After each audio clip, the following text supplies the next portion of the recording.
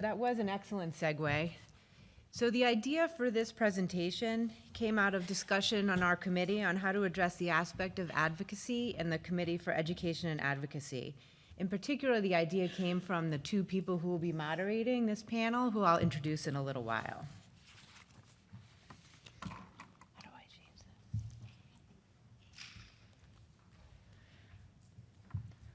I'd also like to point out that these drawings on the slide, which are on this slide and will be throughout the presentation, are made from patients from Sweta's clinic. And we'll talk about that a little bit during the presentation and afterwards. The point of this slide is to show us all that culture is thought of in different ways by different people, and it means different things to different people.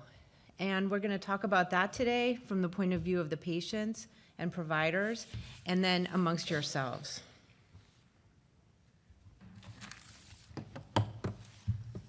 Thank you, Amanda.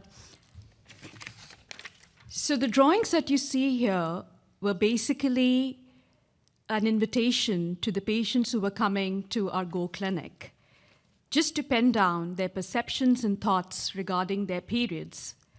And as you can see, these culminated into beautiful drawings and writings, and these were made into 2 poster boards, which are right next to the coffee table, and I would highly recommend, please stop by, absorb them, read them carefully, because they are such a reflection of the internal conflict that goes on in the minds of these young girls.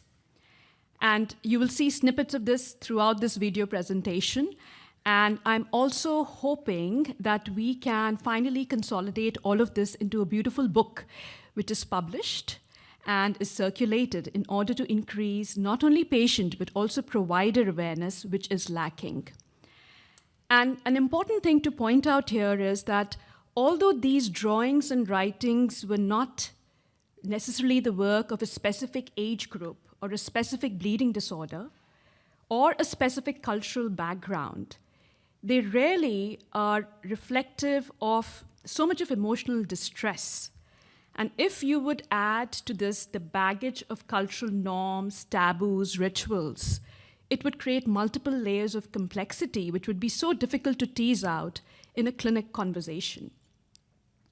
And, I just wanted to give you an example of my own personal experience. Growing up in India, a very conservative society regarding, any conversation of menstrual health or reproductive health, my mother never talked to me about periods. I heard mumblings about it from my sister and from my friends, and it just completely took me by shock when I had my first period. I didn't know what to do. And finally, once they started, my grandmother told me, you know what? Do not step into the kitchen. Do not enter the temple. You're not clean. And I was told to dispose of the pads in a brown bag. I don't know why, but I used to search for them endlessly, and then finally I realized this is worthless, this is illogical, and I should stop doing that. But nobody wants to talk about these things unless we encourage them as providers to open up and give them enough time during the clinical encounter to share their stories. And that is what this workshop is going to be about. And what about the small square in the middle? Well, I want to highlight on that. I think the point is well taken, right? So all of these terms point to women's health, including the word women. Menses, menarche, menorrhagia, menopause. It has the male gender inserted in it, but they all pertain to women's health. That's a paradox, right? And I think in some ways it is a calling for all men to pause, reflect, and feel comfortable in listening to these conversations. And if you're being optimistic, sorry for the sarcasm, participate actively in these conversations when they relate to their sisters, their aunts, their mothers, their daughters. So a big shout out to all men who are already a part of somebody's period journey. Whether they be providers or whether they be family men. And on that note, I would encourage you to watch this movie, which is on Netflix, released in 2018, Padman. It comes from the conservative Indian society where this entrepreneur, social activist, probably Meera has heard about him. He's from southern India, and his name is Arunachalam Murugathanam. And he actually developed low-cost sanitary pads in order to promote menstrual hygiene for rural women. So kudos to him. And we need many more men like these who won, he won national awards. You don't have to win national awards to initiate a conversation, but at least make a start. All right, so why are we talking about cultural sensitivity? Well, because of the fact that although we know a little bit about it, we do not know too much, and we do not even know as much as we need to in order to have an informed conversation with our patients. So it is the need of the hour. It will help us be better physicians, advocate for patient care better, as well as enhance shared decision-making process. And you will see that in the videos that follow this. And it is a fact, what we don't understand well, we cannot manage well. So it is important to recognize your own biases. It is important to reflect and then stay informed. The goal of this workshop is not to make you proficient in cultural sensitivities, but at least to increase awareness and to have that at the back of your mind when you're entering a clinical space and you're talking about this topic to somebody from a different cultural background. All right, so the goal is to understand how we engage in these conversations. And although the focus is cultural sensitivity, we're not going to stop there because it is deeply intertwined with the age of the patient, the developmental process, as well as what experiences they've had personally, and what are they learning from the experiences of their mothers, their daughters, their aunts, and so forth. So the workshop schedule today is going to be a short video presentation that you will see. It is about period journeys. And we've been working on this for the past year. And the reason is that we had to have 3 different patients from 3 different backgrounds and 3 different bleeding disorders. There is an Amish patient here with plasminogen activator inhibitor or PI1 deficiency who did not want to share her video, so you will just hear the audio.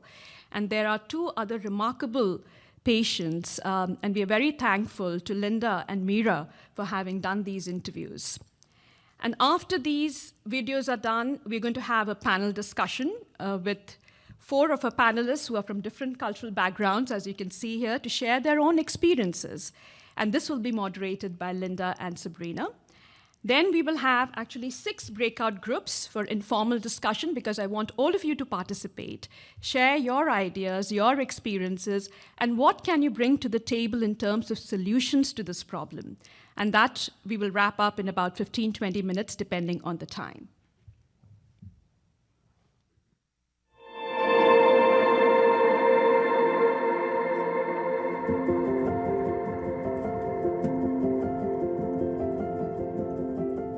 Menstruation is a universal experience, yet how it is understood, discussed, and managed varies widely across cultures. For providers, sensitivity and awareness can mean the difference between silence and support, stigma and care. When patients feel unheard, they may withhold information, which affects the quality of care they receive. In this video, community members share, in their own words, how cultural perspectives shape their experience with menstruation, their access to care, and their willingness to seek support.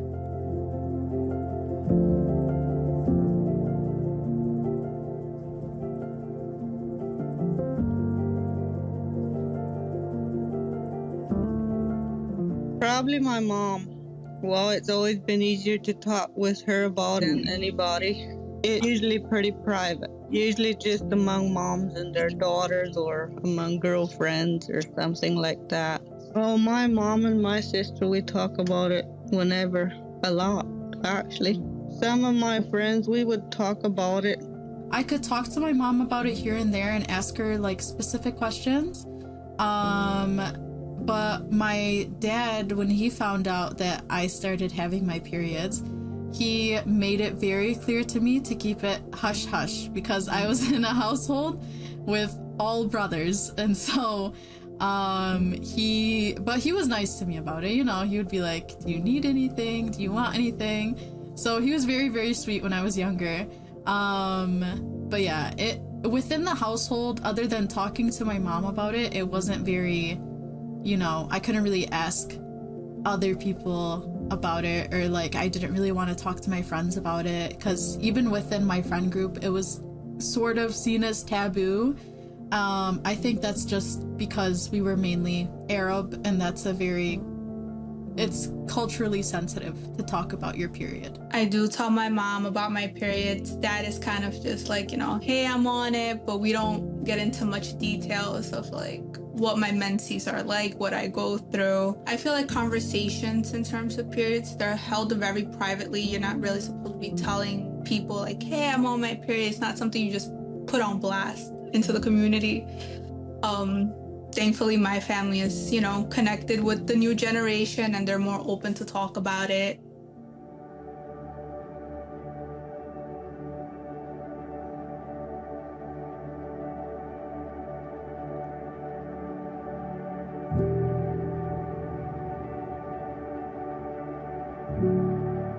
Not as a community, but in our family, we would be like careful how heavy we lift or how hard we work. Like we wouldn't do the mopping or something like that. There is a lot of taboos that come with being Hispanic and also getting my period. Some of the things are as simple as you shouldn't be washing your hair when you're on your period because you might stop your period, or you're gonna make your cramps heavier. You shouldn't be heavy lifting. You're gonna make your menses heavy. Or as far as you should not hold a baby while you're on your period because you might give them colics. So there's a lot of things out there. I remember when I was on my birth control last, I had a lot of spotting issues. And in Islam, like when you have spotting, you have to cleanse yourself multiple times a day. And it starts affecting your prayer, and it starts affecting your daily life. And I was trying to explain that to the provider, and I think they just weren't fully understanding as to like why it was a potential hindrance. Some providers are not as understanding as I would like them to be. Thankfully, it's the topic of periods is getting less taboo within my community, and so I was able to reach out to a mosque and ask them, what can I do and how am I supposed to do 1, 2, and 3, because there are certain rituals that you need to do if you have excessive bleeding, if your period goes more than 10 days long. So there's certain rules and rituals that I would like providers to understand why those were a hindrance in my life.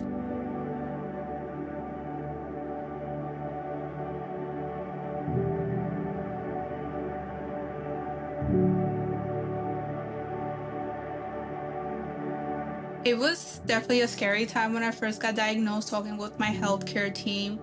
They had a vision for me, they had this plan, however, it didn't really align with my cultural beliefs.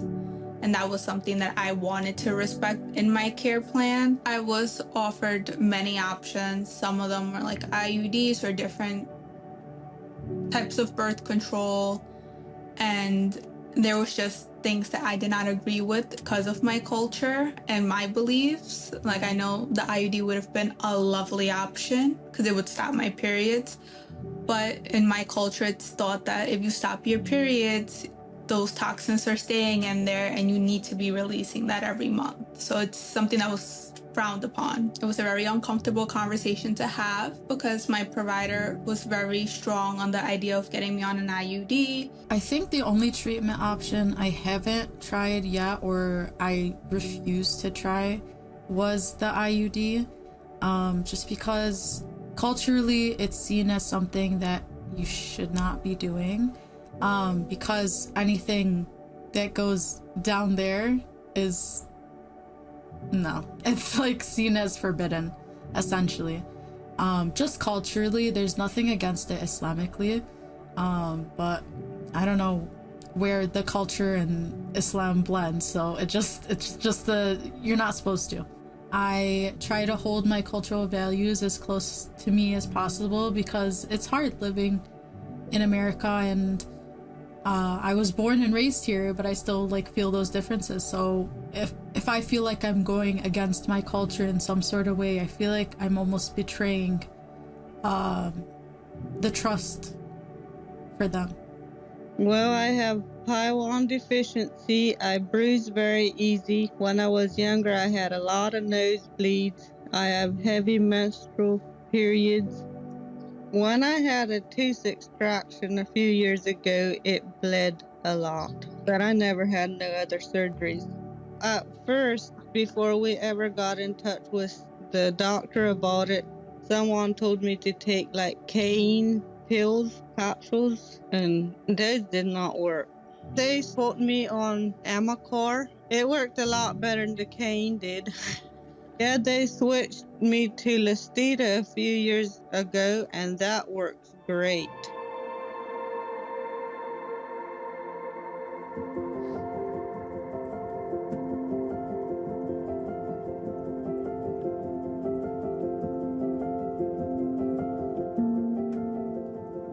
They provided me with, a lot of visual aids, pictures, charts. They broke everything down to me in terms that I was able to understand. They always gave me an open space to ask any questions or bring up any concerns that I had. Honestly, with the tools that my providers had given me, so I remember it was like this super cool period book, how to track it. And then it was really nice because it had shown like quotes and stories from different cultures on how they dealt with their period and like certain rituals that they had. So it made it feel a lot more accepting, and overall I had a really positive experience. But when it came to certain issues that I was having with my periods, unfortunately, there's only so much that I can control, or you guys can control medically, before it becomes an issue culturally or religiously.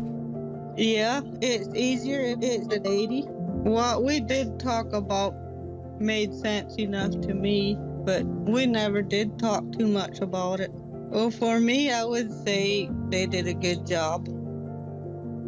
These voices are authentic, diverse, and deeply important for us to hear. By listening, we can better understand the patients we care for and carry their perspectives into how we practice every day. Hopefully, it helps that providers get to do more individualized care and that they provide more guidance to their patients. And, just have an open ear and get all the options out there, give them all the resources, and then come together and create a plan.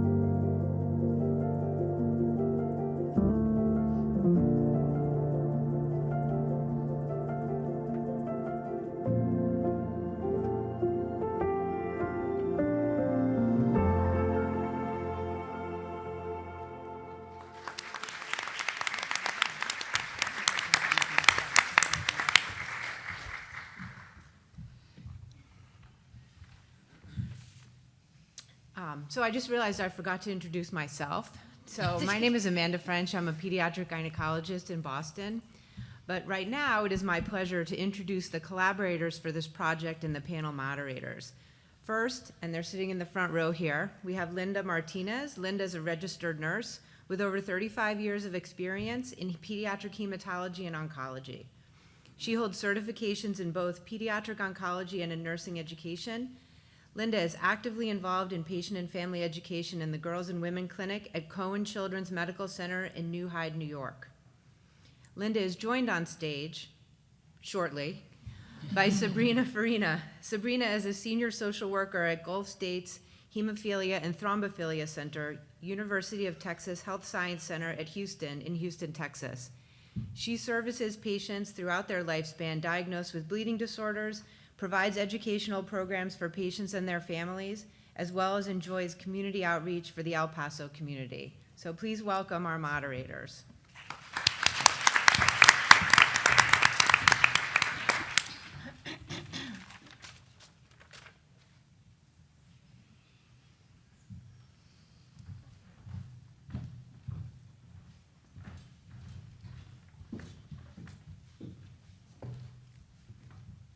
Thank you, Amanda. So it's my pleasure now to introduce our panelists. The first is Dr. Irmel Ayala. She is the director of the Hemophilia and Bleeding Disorders Treatment Center at Johns Hopkins All Children's Hospital. She also is the co-director of the Young Women Bleeding Disorders Clinic, which focuses on a multidisciplinary approach to bleeding symptoms in girls and young women. Next, Dr. Peter Cygan. He is a hematologist in Hershey, Pennsylvania, at Penn State Hilton Milton South Hershey Medical Center. He serves as a staff member of the Hemophilia and Thrombosis Center of Central Pennsylvania and co-directs the Women and Girls with Bleeding Disorders Multidisciplinary Clinic in partnership with Women's Health. His clinical interests are inherited and acquired bleeding disorders, thrombosis, and hematologic disorders in women, girls, and persons with the propensity to menstruate. He is also co-chair of the Research and Publication Subcommittee of the WGBD LAN.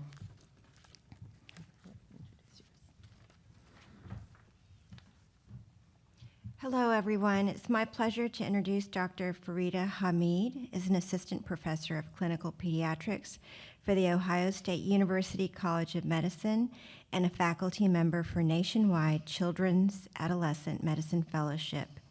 She has a clinical interest in menstrual disorders, particularly heavy menstrual bleeding. Dr. Haamid is involved in research related to adolescent reproductive health. We also have with us Katrina Unpingco, is a nurse practitioner who cares for children with non-cancerous blood disorders. She has a special interest in caring for patients with bleeding disorders such as hemophilia and von Willebrand disease, and for those experiencing heavy menstrual bleeding.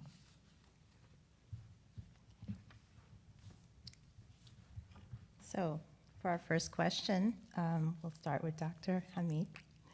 How do you approach menstrual history, talking with patients who may come from culturally conservative backgrounds? Already. Good morning, everybody. Can you hear me well? Thanks for being here. Thanks for the invitation to join this auspicious panel. I approach it with a patient-centered approach, which sounds corny, but just starting with what do periods mean in your family historically. That helps me. Usually they come with a trusted adult, or if they're by themselves because of adolescent medicine, then I just ask them, what do periods mean for your family?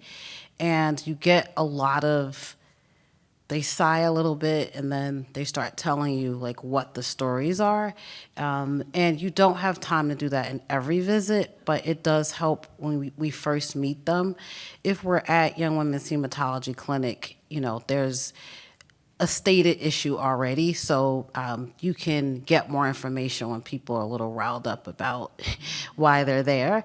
And I don't know why they're always bleeding on the day they come to that clinic. It just is what it is, but we don't plan it that way. And the other thing I do is just anchor on anatomy, because that's the unifying factor. So if you go in a room after me, I've typically drawn all over the tear sheet that they sit on. In my other clinic, they got dry erase boards outside of every room because they were like, you can do better than writing all over the table, Dr. Haamid. But I wrote on the table as a teenager, you have to have a rebel spirit to be an adolescent medicine doc. So that's my legacy, writing on tables.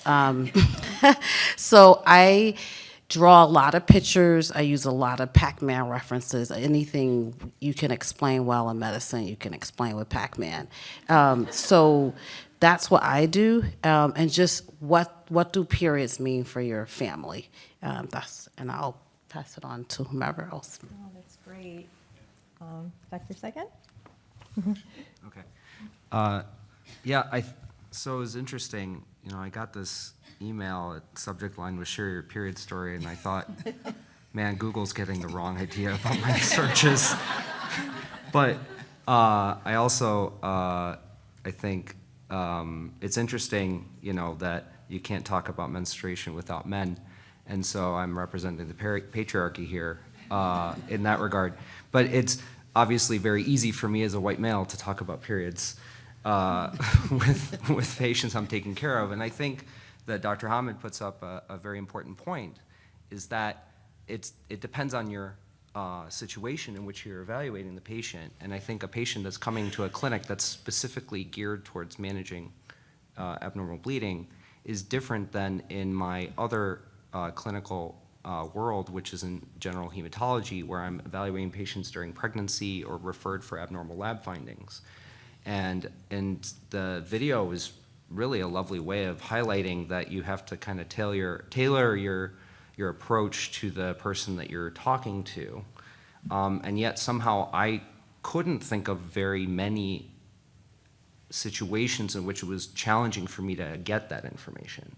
That's amazing. I think it was more difficult to talk about interventions, and I think we'll have an opportunity probably later during this panel to talk about that. But in terms of getting the information, I think I always heard back, or the feedback I would get from patients, like, oh, you're the only person who listened, you're the only person who was interested in knowing what was going on. And I think that means that you have to approach it from whatever cultural background this person is, you know, that you want to help and that you're interested in knowing what's going on. And then our responsibility is to understand more about what our interventions that we know are effective, how those could be explained to this person in a way that they understand it, and then make a decision together about what to do next.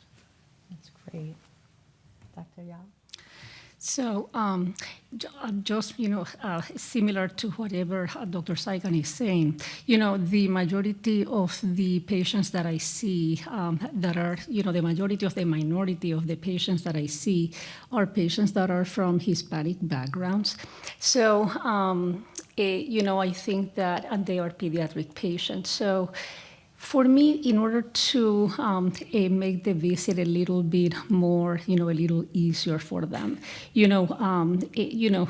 we see adolescents, right? So we see patients that are as young as 9, 10 years old, and as old as, we go to, up to 25, 21. So, there are multiple things that we do to try to make that visit a little better. One of the first things that I do is, whenever the families come together, like multiple family members in the room, I ask the patients whether the patient is comfortable with having the brothers in the room, and sometimes they don't. And then we have to make arrangements for that. Another thing that I do is that, many times the parents are the ones that speak Spanish, right? But the child does not prefer to speak Spanish. And they prefer to speak English. So we have to make that distinction because certain patients are not able to really communicate their needs in the Spanish language. So we have, I try to, then in that case, I do a dual visit to, to make them, to try to get as much information as I can. We actually try to also, sometimes I get mothers that really want to say everything, and then I see that the child is not completely agreeing with whatever mom is saying. Therefore, I try to direct the conversation to the child, to the adolescent. So, so I say to mom, okay, so let me talk to her first, and then I'll talk about your concerns. And then that way I believe that the history is much more rich, but also the child, adolescent feels validated and feels heard. In terms of other things, we ask mothers about what they are giving to their child in terms of medications, things that they may have brought from another country, not available here. Try to research what that is and the impact that may have on the bleeding. So so these are little things. Okay. Those are great tips. I think one of the things that I really took home from my master's training to be an NP was asking permission before talking about something. And it seems like that might be a little bit silly, or, obviously they're there for a certain reason, and that's stated in the referral or, in the notes for the visit. But across all cultures, it's very helpful to just ask, is it okay if we talk about your period right now? And also, in the room, I take care of a lot of Latino families as well. And so it's, a lot of times the brothers are there for the visit. So should we kick brother out of the room? Are you okay talking about it with them here? Are you okay talking about it with your dad here? Or even if I'm using an interpreter who's male, like, should we swap out the interpreters, things like that. So just so that the patient feels most comfortable when they're having this discussion. And then, definitely talking about what things are you using. And there's lots of teas that are used. And really just asking, the things that we've talked about already, how is this impacting your life? And I think that is really where they start to open up in every visit. That's great. Sabrina, take over. So panelists, now we have a two-part question. How do you recognize and manage your own inherent biases in these conversations? And what techniques or strategies do you use to help you create a safe, welcoming space for patients and make them feel more at ease when talking about their period journey? And if we may start at the opposite side of the panel with Katrina Unpingco.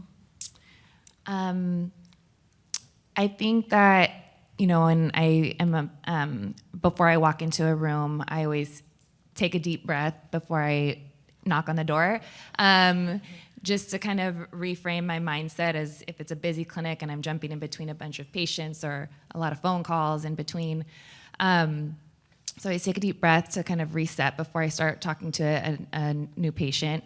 And then I also recognize my own set of goals walking in, and really hope that the conversation is guided less by my set of goals, but by the patient's set of goals. And so I want to understand when I'm taking a history as to what their goals are as well. And hopefully there's an area that we can align my goals and their goals together. Often there is, but really making sure that their goals are what are guiding our treatment. Patient-centric. Like you said, it sounds corny, but it is really the most important way that we can accomplish it. And it's like, I can prescribe birth control, but if they don't take it, it's not going to work, right? So, and I'll say that to them too. It's like, I need, when we're talking, I want to know what you're open to, because your buy-in is the most important for us to be successful in treating this problem. I think we all got into medicine and because we are fixers and we want to fix things.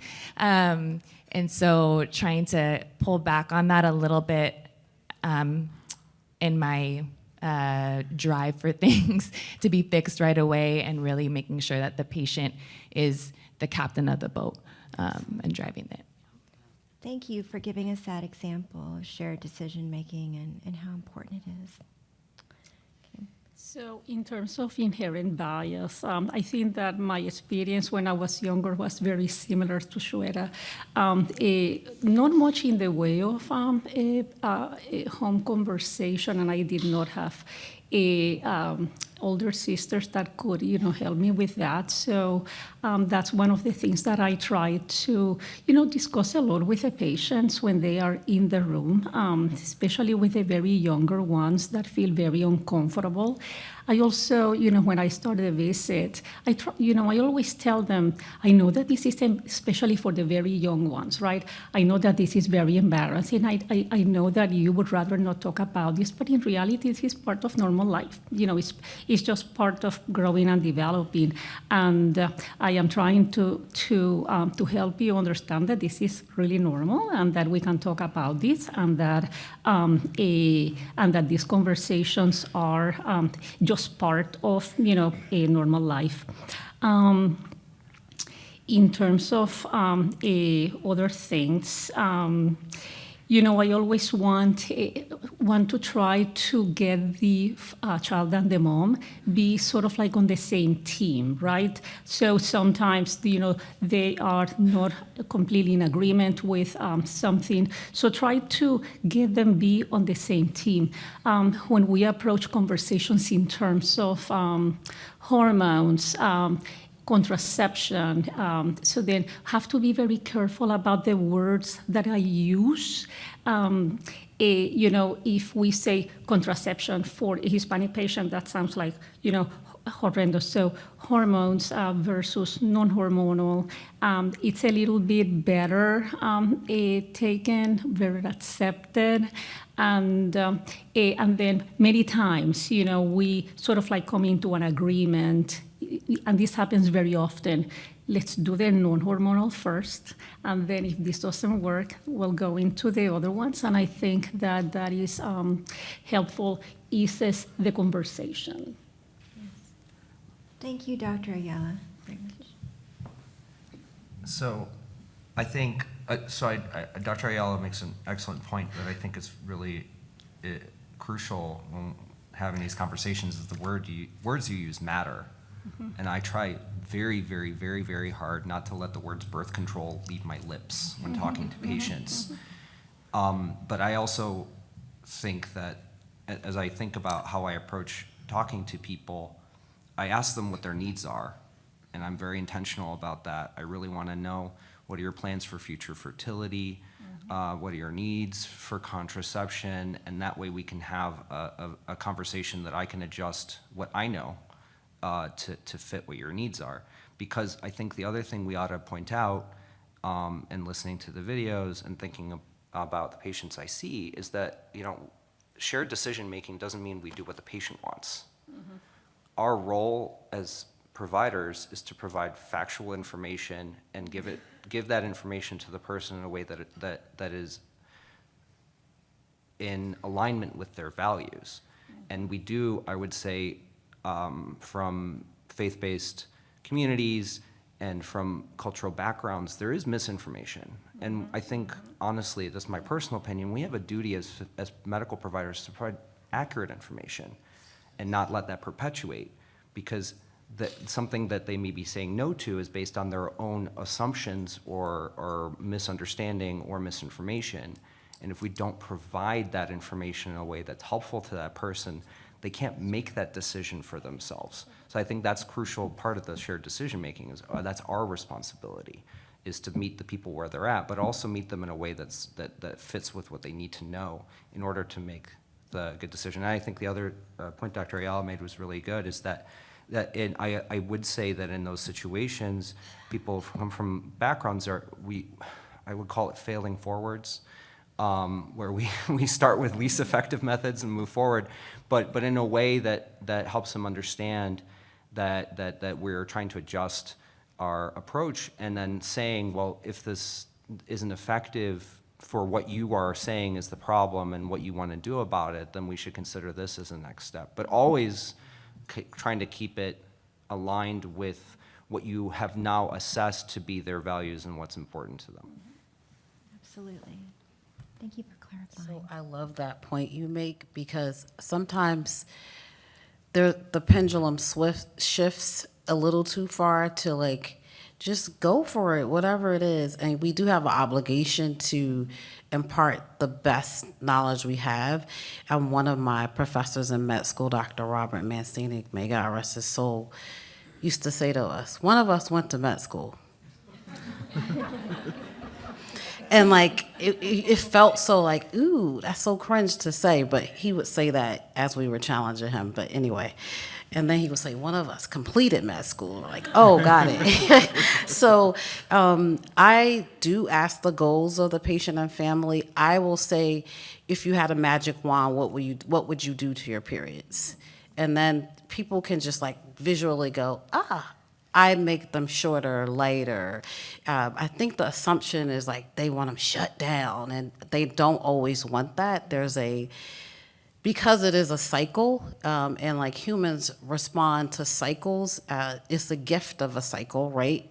If you have von Willebrand type 2, maybe you don't see it as a gift, but I think we don't want to take away like what it means to be inherently locked into the fact that you are a human being blessed with something that happens every month.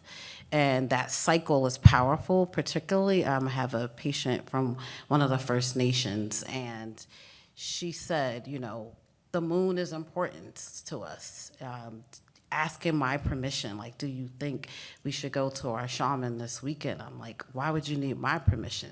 Tell me what he said. Maybe we could get together and work it out. So, and then in that ceremony, she was gonna be very close to the earth. Like they were gonna, and it was a warmer fall day, so it was like, I don't think she'll be too cold or whatever the issue mom was worried about. But she asked my permission to go talk to her shaman, which no grown person needs to ask our permission to do. So I think we need to really respect our role in the room as providers. The other thing I'll say to mitigate my inherent bias, my bias is real because I grew up, my mom was an adolescent medicine social worker. So like, you know, cucumbers with condom, like that was our life. So I'm just out with it about everything. And my mom said to us when we got our periods that you have now entered the realm of your life where no one can tell you when to use the bathroom. Get up, and if the school calls me, we'll just play this game like, I told her not to do that. And then she said, and then I'll take you to Friendlies or whatever, wherever it was to like reward us that we used our voice. So I lead with like the fact that I was incredibly empowered as a youngster about my periods, and in a culture that has very significant, like the period is very important in Islam. So that's one thing. And then I say a lot that you're the boss of your body, particularly like, I don't care what part of the IUD procedure we're in. If it's not the day, we're done. You know, we just wrap this whole tray up and give you another chance to do something else. So the last thing I'll say is younger patients, I will ask them, what adults do I need to yell at? And I'm like, they don't want Dr. Haamid yelling at them. So a girl was like, write me a letter because my uncle thinks I'm fibbing and I have farm chores. And she had a hemoglobin of 5, and he just was like, buck it up, girl.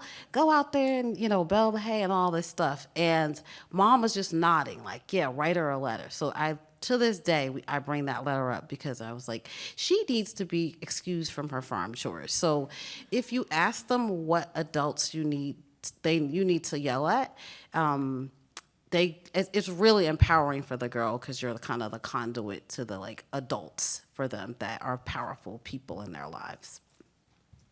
Wow. I love your mom, by the way. That's very nice, very important to empower the girls. You probably answered the last question. How might your approach differ when discussing menstrual history and menstruation with an 11-year-old compared to a 25-year-old? So, I mean, I would say the 11-year-olds I ask, tell me what you know about periods, because then you can tell what they've talked about, and always having like a model there, and I'll explain, you know, the endometrial lining shedding and things like that. For a 25-year-old, it's more like, what's your period journey been like? And then they will always anchor on the most important part of that story for them. So then there's a springboard for me to go forward with that. But 11-year-olds, very, very basic, because remember, they have not mastered abstract thinking. Mm-hmm. And so it's very literal, it's very concrete. It's the first stage of adolescence. So you're gonna use like very basic terms there, and that's what I do. And if I see that they're uncomfortable, then I'll say, can I draw you a quick little picture? And then, you know, that's where I take it from there. But 25-year-olds have a story. And it's also a story often of, as the young lady said in the video, of the patient with VWD said, almost like she could tell her provider wanted her to get an IUD, which makes me cringe, because it's not our job to like convince them. Wherever the resident goes in and comes out and says like, I convinced her to get an IUD, I'm like, crap, we got to start all over. Because that's not your goal, is to convince somebody to get something. It's to present the information and they tell you. Even if I know, like I'll tell Sarah O'Brien, like, okay, we're gonna play a little pill game for another, and then if they want later to, they'll message me usually in the summer, like, okay, that's enough of that foolishness. Can I have an IUD? But it's not my job to go in the room and convince somebody to get an IUD. To me, that is reproductive coercion. I'm not into it at all. Like that. So, although I'm an internist, I actually have experience talking to both 11-year-olds and 25-year-olds about their periods, but I think what's different is that as a hematologist who's seeing patients in our clinic in that context, frequently for those new patients, my role as a hematologist is to assess if there's a systemic bleeding disorder or not. So I think I don't have as much challenge with that portion for either of those patient age groups, because I'm talking about it in the context of, do you have bleeding problems? And then when I'm collecting the information about the bleeding history, because I'm a scientist, because I'm very regimented and nerdy, I really am focused on, okay, it's really important we talk about the pattern of the bleeding and the amount of bleeding, because that'll help me understand if there's a bleeding disorder. So I'm always like justifying and providing rationale for every single step that I do, like I'm writing a grant or something. And that at least gives me, I hope, license, but also their permission to kind of get the information so they understand why I'm asking this. And I also have a photographic memory, which is really bad for me, because I can remember times where I've done something embarrassing and or something I regret. And I can remember sometime the time in which I was evaluating a patient who had recurrent anemia and there was nothing in their chart, because I do a deep chart dive before I see a patient. I want to know everything I can before I walk in. And there was no information about periods. And I did not, for this individual who is Black, who was in their 40s, explain why I was asking that. And I got a hard, what? Why are you talking to me about this? That's not your problem. And it didn't, I anchored on that as a thing to say, like, okay, I need to explain why I'm asking this. I need to involve this patient in the discussion. And involving the patient in the discussion, when I think about the 11-year-olds, we're really often the mom is there. And I see that as an opportunity, because if somebody has a potential bleeding disorder, then it's probably inherited. And so oftentimes it's helpful to know if there's two people getting lab orders at the end of the visit. And so I think explaining in that way and not trying to exclude mom, because there's pushy moms, to try and include them in a conversation so that they actually say, oh no, I actually also have this problem. I didn't realize how bad this was. I think there's an opportunity to kind of involve the whoever's in the room in that in a way that's helpful to the conversation. I'm so glad you brought up the mom, because sometimes you have to start the education very basic for the parent that's there. Sometimes they don't know. So being a pediatric a physician, we have this incredible opportunity to teach, right? So for me, that is, one of the most important roles of what we do, especially at that age, at 11 years old. What we are trying to do is to teach, teach what is normal. And then that gives us an opportunity to, just like you said, both of you, teach those moms, because, many times they have never really learned what is normal and what is not. So education, what is normal, what is not normal, what type of pad, you are not supposed to use more than this. But at the same time, so education for the child as they establish, as she establishes a menstrual, history, right? So that when she becomes older, she's going to be more empowered to understand and to advocate for herself. Then also reassurance, many of our patients are not going to end up having a bleeding disorder, right? If this is the 11-year-old that may have immaturity and they may not have a bleeding disorder. So we also try to provide reassurance that this is normal, and or maybe normal or may not be normal, and this is why we are here, because we're trying to understand all of that. So reassurance is important because we are dealing with body image and things, peer relationships, and we are trying to make it so normal so that their mental health that may already not be super good, it does not deteriorate, right? So then also try to make sure, as we discuss all of these topics, that again, like I said before, we educate moms in what is normal and what is not. Many times, as I'm sure that is the experience of everyone here, our conversations have resulted in multiple family members being, referred to multiple, specialists. But it's great because, it has the capacity to prevent complications for other potentially involved family members.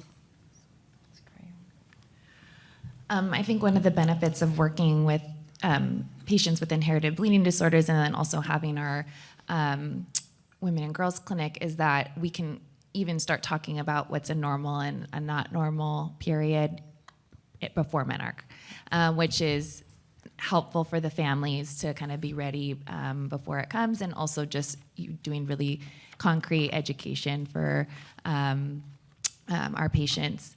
I think having the conversation with an 11-year-old is obviously very different. And I agree in just kind of assessing what they know about their period first. Sometimes their eyes get really wide when you even say the P word, which is, cute and funny. And we can kind of joke about it, and I'll say, well, has somebody told you your body is changing? And I say, yeah, you got a lot taller since the last time I saw you. Or, yeah, and we can talk about just puberty in general and how this is a time of transition in so many ways, and the reproductive organs too. And then that's a nice segue into talking, just providing that education. But I certainly agree with what a vital role adequate and appropriate education is at this time of life.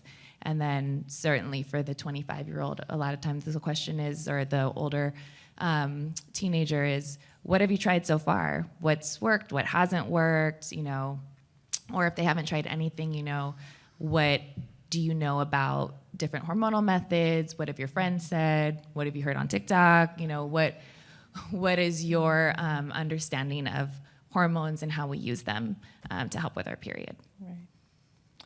Well, thank you so much. This was a great panel. So thank you. And then we're going to have our breakout rooms.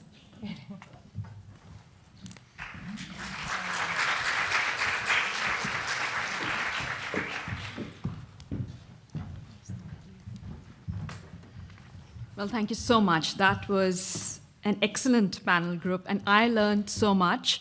Some buzzwords were, what do periods mean for your family? Magic wand, boss of your own body. What is the period journey been like?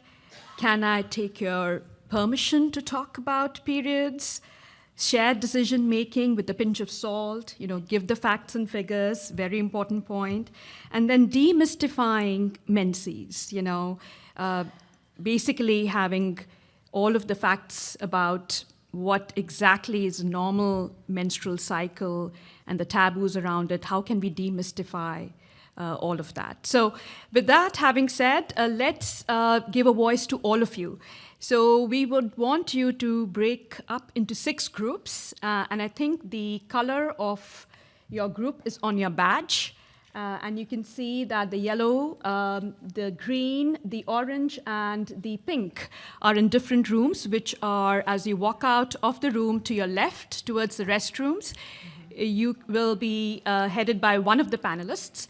When you come back, and the time that you're given for discussion is about 15 minutes, so you have to come back to this room by 11:50, which is probably a bigger challenge than having the discussion. So just come back here at 11:50 and with thoughts, ideas, And although the option is that you can have your panelist be the spokesperson, it would be really nice for somebody else from the group to be the spokesperson. So write down your thoughts, bring them back to us in this room, and then we will wrap it up. And thank you to Mira, as well as Iman, who will also be heading the 2 groups which will sit in this room. Thank you so much. We'll see you at 11:50 sharp.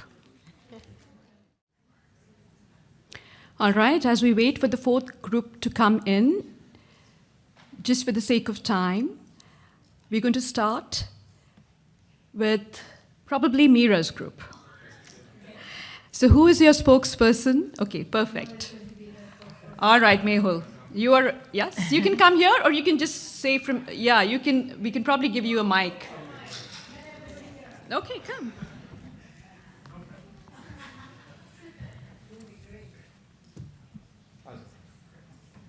And again, a reminder, everybody gets approximately 3 minutes to present. So your time starts now.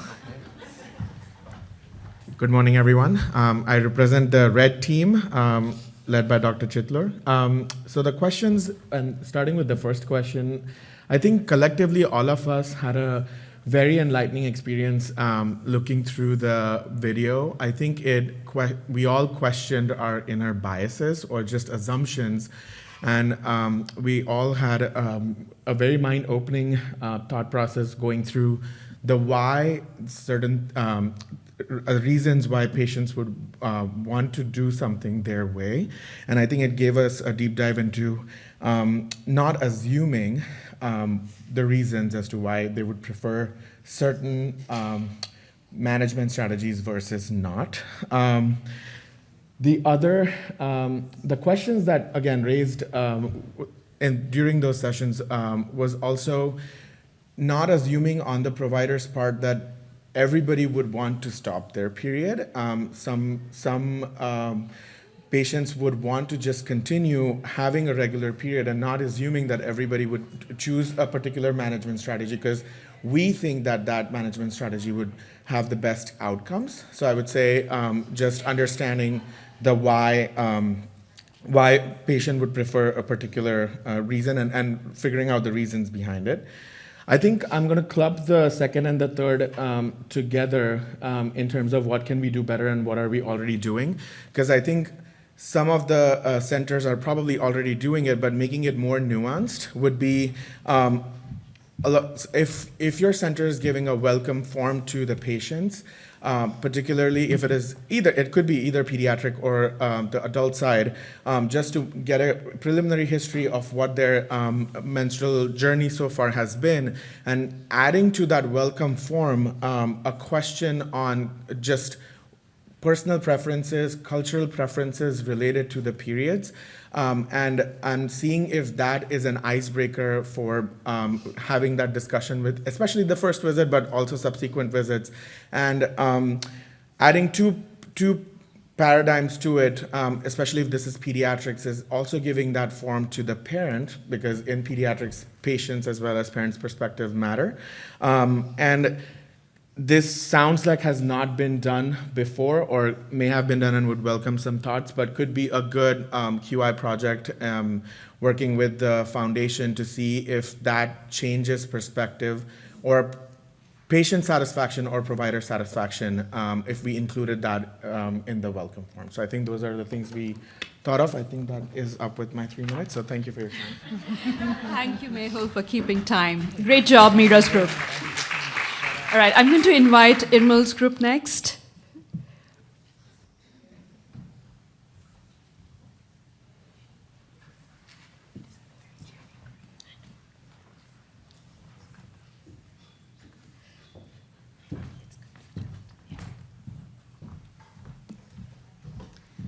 Hello, everyone. So I think that the discussion was very, very similar to the first two Mira's group discussion. So the first thing that was discussed, everyone did enjoy that video. The first thing that was brought to the table was the interest in this becoming more aware of our cultural bias and how that was a really good discussion, conversation, a video. We also, in terms of what can we do better, and what is it that we are already doing, the group was very appreciative of the comments of the panel in terms of our job, which is, to provide information and help provide clarification, but also goals of treatment, which is something that that sometimes we sort of like forget to do. So again, very much in line with the first presentation in terms of ideas. Someone brought up an idea that everyone really liked, which was maybe calling the family. So sometimes we have this, in the pediatric world specifically, we have this limitation where the child is brought by someone that perhaps is not very aware of the history, the past history, the family history, the child's history. So perhaps calling ahead of time or including something in a package if a package is sent in terms of, this is the history that we are going to get. So please have someone that is very familiar with this history come to the visit so that the visit is productive and hopefully results in, in education and help, et cetera, et cetera. We also had some time to discuss interpretation services. So in our experience, and I don't know if this has to do with whatever system we use, is that, some of my patients tell me, whenever they are able to understand some degree of English, many times if I am the second provider or the third or whatever, they tell me that the quality of the interpretation or the translation rather is not appropriate. So for some members, they have found, for some other team members, they have found that in-person interpretation services might be better, but this is not uniformly a fact. So perhaps trying to improve the quality of the translation services, maybe having a role and trying to improve those services. And then, so in terms of other ideas, tools to help us understand our own bias. So that was a very eye-opening question for a lot of people. And so some people in my group really wanted to, have tools to help them explore their own bias. And then, I believe that the last thing was to how to, have the tools to have discussions around persons that menstruate but do not identify themselves as women. So having those tools to help us with those conversations will also be very beneficial. That is it. Thank you. I think, Peter, you're up next.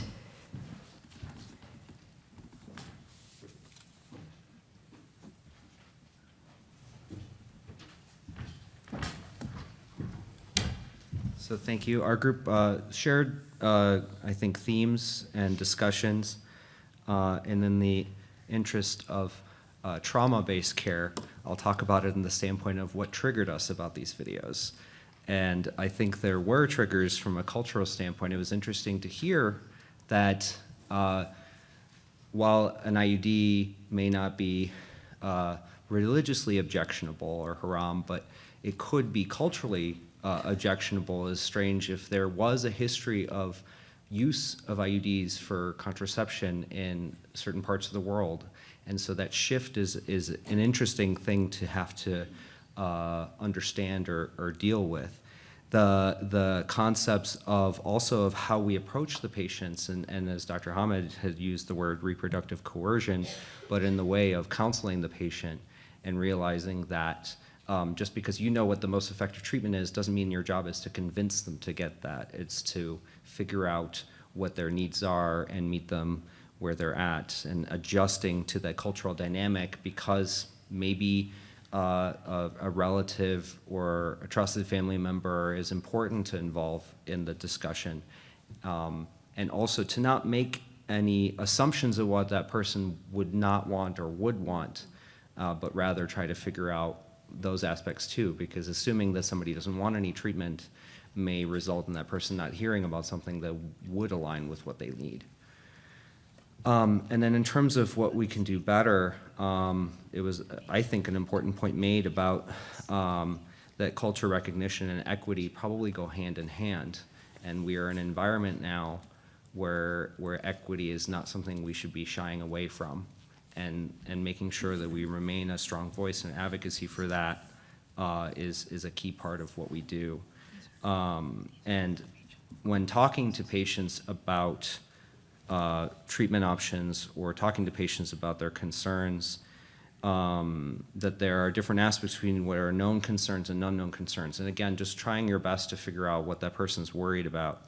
Because if they want to try something that they think will work for them, to again be that educated person in the room and say what might work, what might not work, so that that person feels validated, they're more likely to be partners in their care if they're feeling validated about the approaches. And then again, the word usage was an important point that came up. And also not to be misleading, because a patient may initially be told that what they're receiving is hormonal therapy and then read later that it can be used as contraception, and having disclosure so that patient doesn't feel coerced or feels misled is an important point. Thank you so much, Peter. That was very well discussed. I'm going to call the next panelist, Dr. Haamid.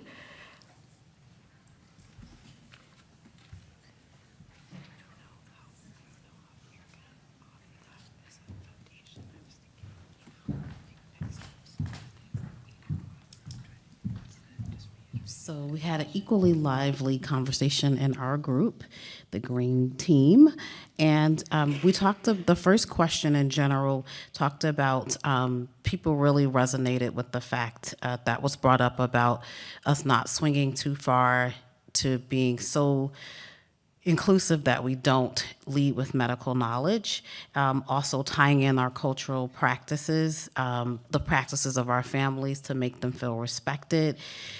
Starting the menses conversation very early on, and educating the parents via the child was brought up. Some insight about the video, someone expressed just being annoyed that some of the patients haven't had a patient-centered experience, and then a call for a parent-child pair being interviewed as well. And I believe we did that at last year's LAN, so refer back, y'all. And then what we can do better, a good point about if you have time to meet with the parent separately as well, that helps them feel heard, and ask them specifically if their goals were met, if the parents' goals were met, and then educating our trainees better. What we're already doing well, providers, we're here, duh, right? Surrounded by the people who care about this. Our choice of words, a lot of us are, using careful language, and we're keenly aware that we're not trying to fix everything in one visit, that this is a rapport and a lifelong commitment we have, and then acknowledging the misconception. So, asking straight out, do you know someone who had a bad experience with XYZ? Dr. O'Brien brought up that, all of the families are like, yeah, my cousin, she vomited her IUD at Thanksgiving dinner table. and then you go in a room and the other patient. Like, what is happening here? So just getting it all out right then that, maybe, don't fire me, Jen. And then ideas about what the foundation could do. I heard the interpreter talk, so a call out to ask them, is there a way to assess if they're comfortable with these sensitive conversations? Maybe there's some proficiencies that we can help our hospital systems work out for them. Because sometimes I'm like, that's not what I said. But what are you going to do, right? And then materials that are applicable to all cultures as well. So thanks to the green team. Thank you, Fareeda. That was excellent. I'm going to ask Katrina to come up, please. Thank you.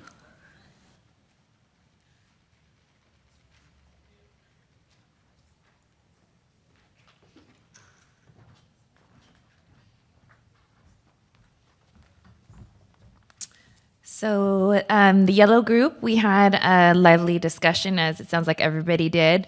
But things that we took away from the video were specifically just really understanding where our patients are coming from. Some of the people in the group had worked with some of the patients in the videos, and so it was a good point of reflection and thinking about really knowing how culturally they're interpreting the recommendations that we're giving. We also talked about how within specific groups or individual groups of cultures or ethnicities, there's a lot of diversity. And specifically thinking about like the Hispanic population or the Latino population, there's many different countries, there's many different cultures within that. And, the thing that they share is a language. And so respecting that and really just individualizing our care. Things that we're doing already, we talked about different tools for working around those dirty words of hormones and birth control, and similar to what some of the individuals right before me said is avoiding coercion by being very upfront about the dual usage for some of these, which we're using it for control of a period, but they can be used as birth control as well. We also talked about the benefit of follow-up visits and really establishing strong relationships and rapport with our patients, and how that will help us in talking about these different issues and getting better outcomes and building buy-in from our patients. As far as ideas for increasing cultural sensitivity and bringing awareness, we talked about increasing diversity amongst our providers and some barriers to that, and things that we could do. And we thought that getting the foundation out to medical students and in residency programs, and having folks rotate through our amazing clinics where they do get the time to really talk about and take a good menstrual history would be a really great step in improving cultural sensitivity for our patients. Put in names for volunteering for the next steps and projects, because there are many such ideas here. I do have one more. Iman was going to present her group. Iman, do you mind? Yeah.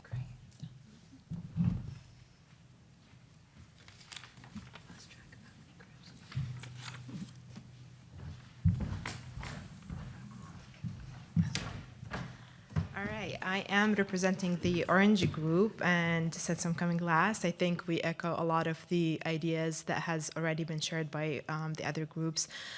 We collectively we loved the video. We loved hearing the patients' stories in their own voice, and it did make us question or realize that we don't know what we don't know, and so we need to know more about different cultures. But also it's really important to not assign beliefs to certain cultures, since there is some diversity within each culture. So try not to generalize or assign beliefs, but also be more curious and try to learn more about different cultures. We also realize that we may need to use more resources that can help us overcome barriers to connect with our patients in more culturally sensitive manner. We talked a lot about avoiding certain words such as birth control and try to use hormonal therapy, but adding just that it also provide birth control as a side effect so that we give them all the knowledge that they need, but also avoid specific wording that could cause more barriers. In terms of what we're doing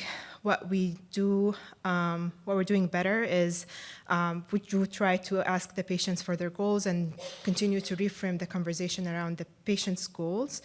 Some of the other things that we are also trying to do is to talk about period for patients who already have a bleeding disorder in the prepubertal age so that we could explore some of these cultural beliefs maybe early on and discuss what a heavy period is so that we can empower those kids with the knowledge even before the period starts, if somebody's already having a risk of having a heavy period. What we can do better is maybe more coaching to some talking points and to how to talk to some culturally in a culturally sensitive manner. So we did appreciate a lot of the statements, the questions, and the framing the panelists have provided in the session. So that was really helpful, and I think more workshops like that will kind of give us the tools or the talking points that we can use as we talk to patients, and as well as to try to get rid of the misconceptions and the misinformations about the different treatment options that we can provide. Regarding some ideas for the foundation, we did talk about trying to gear some educational material towards residents, family physicians, and gynecologists, not only to discuss what a heavy period is, but also to give them also some talking points into how to navigate the conversation in a culturally sensitive manner, but also to realize not to generalize and not to assign belief to certain culture, but just have some, talking points. I think another interesting point that was brought up, it was also regarding the interpreter situation, is essentially maybe working with pharmacies as well, because we have had some barriers with, getting to the point that a patient decides on a birth control or hormonal therapy after overcoming some barriers, and then there's the barrier of getting that medication from pharmacy because they don't speak English and maybe the pharmacy doesn't have an interpreter. And so maybe involving pharmacies as well so that we can try to address that barrier as well.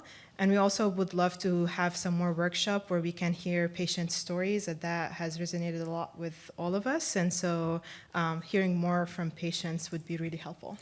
Thank you. Thank you so much, Iman.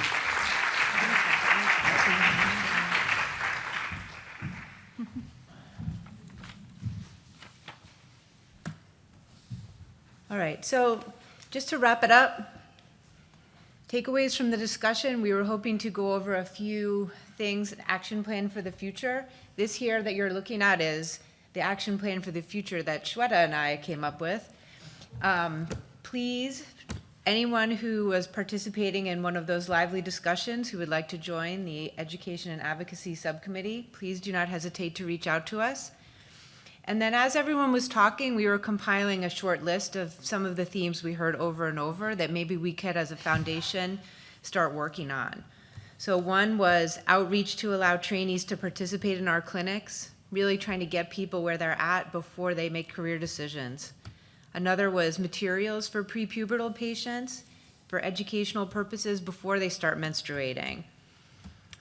Another was interpreter services, some sort of advocacy on behalf of making sure that interpreter services are proficient and accurate for patients and their families. And maybe we could make some tools to help explore one's own bias that they bring to the table when providing care for patients. Another set of tools that I heard come up over and over were tools to help have a conversation about menstruation for those who do not identify as women, and materials that should be applicable to all cultures. There were also a lot of discussion about careful word choice, such as hormonal medicine instead of birth control, and common misconceptions, and perhaps that's an area that we can provide some educational materials as well. So we just like to thank everybody for participating, and we'd like to thank the patients for providing those lovely interviews. We're so grateful to them for providing their point of view and hopefully making us all think a little bit more. Thank you. Thank you.